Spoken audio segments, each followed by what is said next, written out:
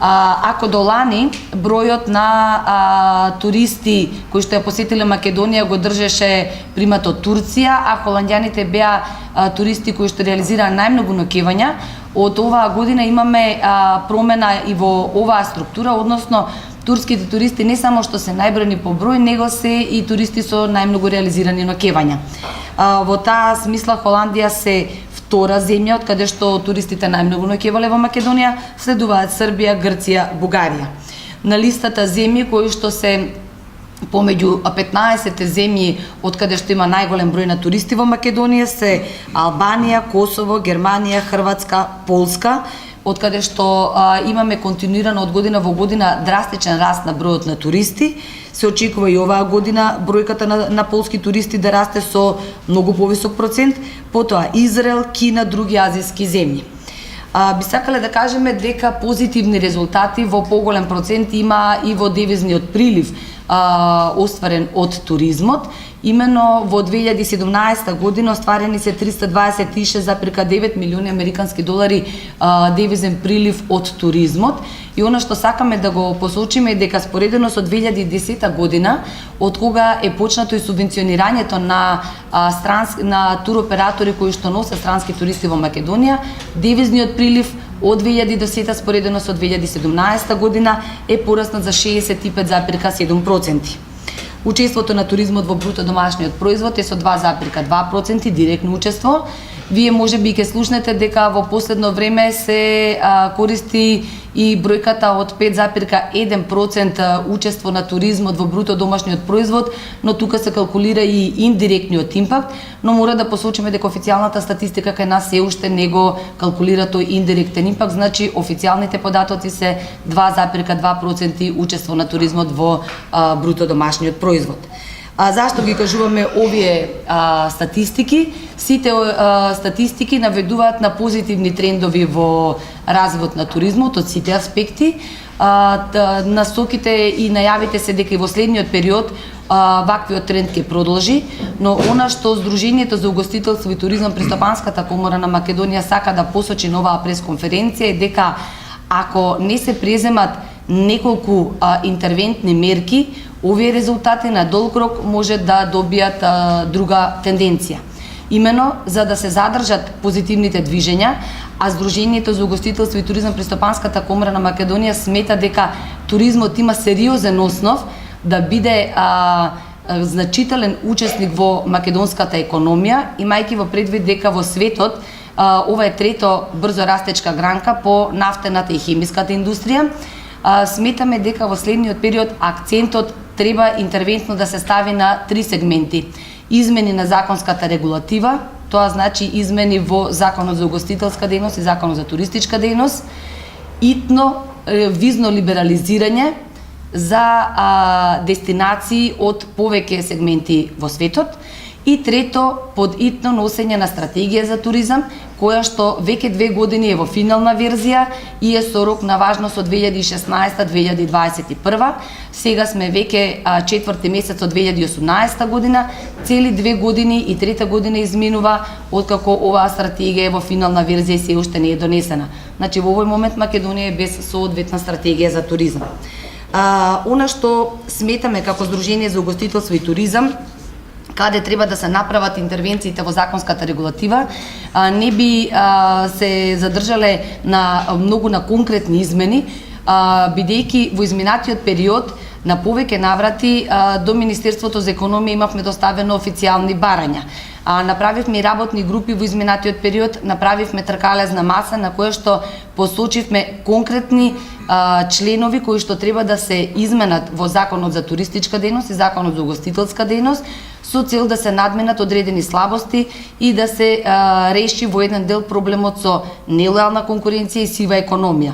Она што интервентно бараме во Законот за туристичка дејност, ќе посочам само неколку работи, а тоа е да се врати релиценцирањето на туристичката дејност, на туристичките агенции, бидејќи сметаме дека сега во отсуство на релиценцирање нема контрола со колкав број вработени, во каква форма и дали сите туристички агенции на пазарот ги исполнуваат условите што се предвидени со законот.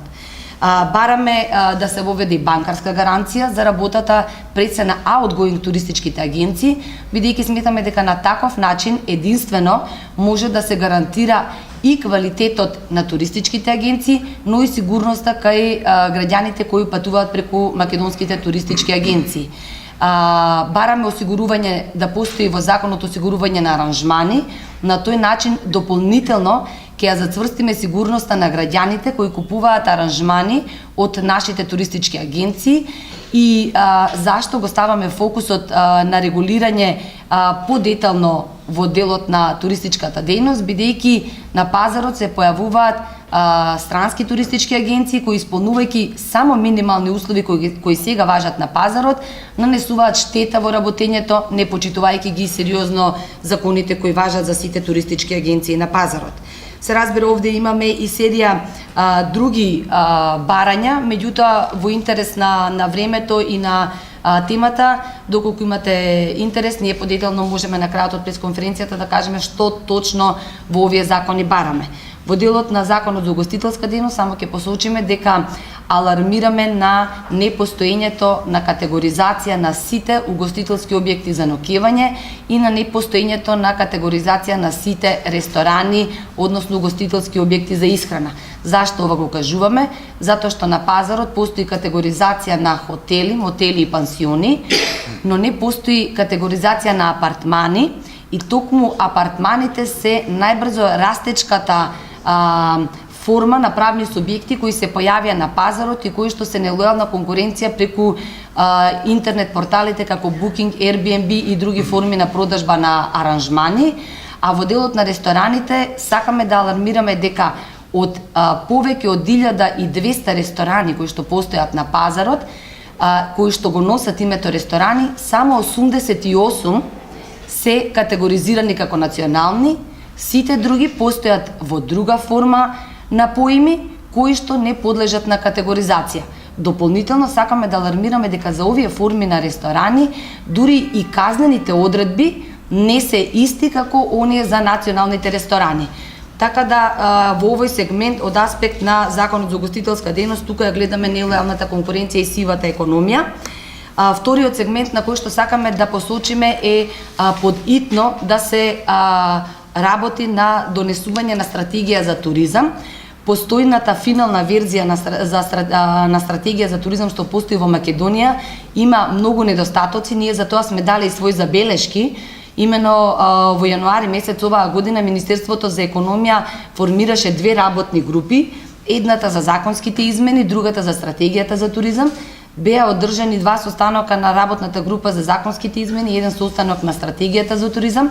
Таму се посочени сите забелешки, но од јануар месец до сега се уште забелешките се во фаза на обработка во Министерството и на стартот на една нова сериозна туристичка сезона, ние сметаме дека туризмот започнува повторно со истите проблеми како и минатата година.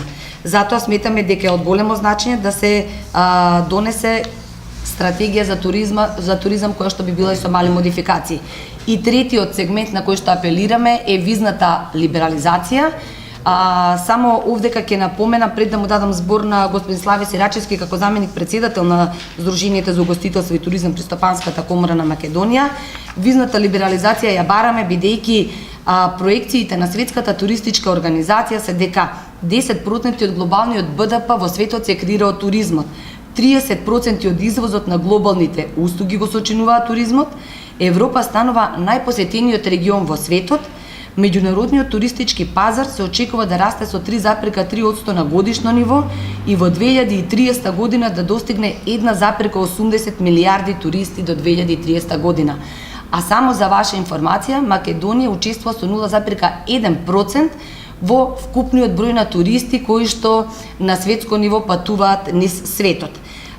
Само од Кина на годишно ниво излегуваат 135 милиони туристи и проценките се дека трошат 330 милијарди долари на годишно ниво.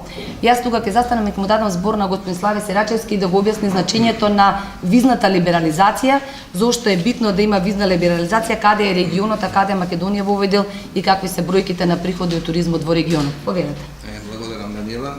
Пред да почнам со од кои земји бараме визна либерализација. Јас би сакал да напоменам од прилика како се движи туризмот во земите кои не обкружуваат околу нас, па да добиеме една мала слика, да видиме и како тие работат со тие земји што рековме треба да добиеме визна либерализација. Например, Словенија ланската година имала, јас нема да ви кажувам до детали, него од прилика ќе ги заокружам бројките, 3 милиона туристи, 7 милиона ночевања, 2,5 милиарди приход евра. Може да замислите колку, што значи тоа за економијата во Словенија. Хрватска има 15 милиони туристи, 78 милиони ночевања, 8,6 милиарди евра приход. Србија веќе има 1 милиарда приход, Албанија 1,8 милиарда, Босна и Херцеговина 600 милиони, Црна Гора 870 и Македонија има ова година значителен раст за разлика од лани 326 милиони евра. Лани некаде имав околу 180 или 200 отприлика милиони. Зошто бележат таков раст и во делот на ночевењата и во делот на гостите, па и потрошувачката веројатно ги бираат подобар број на подобра категорија на потрошачи во тие земји што реков. Македонија веќе се поврза со неколку светски авиопревозници како што е Qatar Airways, како што е Fly Dubai или Emirates Airlines, и фактички ние секојдневно имаме лет за Скопје, а скоро за сите земји кои гравитираат во голф земите, ние имаме за нив визна либерализација. Освен за Обединетите арапски емирати. Србија нема ни за едно од тие земји, јас ќе ви ги набрам за кои се работи, Катар, Кувајт, Бахрейн, Оман, Обединетите арапски емирати и Саудиска Арабија. Значи, Србија има визна либерализација и тоа олесната само за Саудиска Арабија. За сите други е без виза. Косово за сите земји се без виза. Албанија за сите земји без виза, Босна и Херцеговина само за Саудиска Арабија и Црна Гора има визи само за Бахрейн и за Саудиска Арабија. Сега, ние повеќе од една година укажуваме дека треба да се најде начин или да се олесни таа визна либерализација или да се укине и да ги пратиме тие земји затоа што нас веќе не избегнуваат и одат во соседните земји, што значи директно губење на девизен ефект од тие земји. Втората работа, каде што сите други земји исто ќе не надмудрат или ќе не претркаат, како да кажам, тоа е Кина. Кинеските туристи се страшно многу заинтересирани за балканските земји, тоа е евидентно, се покажува. Дури Србија воведе и директен лет Ер Србија за Пекинг и ги ослободија кинеските туристи од визната либерализација. Кај нас е начнато, ми се чини дека ние веќе зборевме у 2-3 наврати со Министерството за надворешни работи, тоа е процес, дај Боже да ги укинат, ќе бележиме сигурно голем раст на туристи од Кина.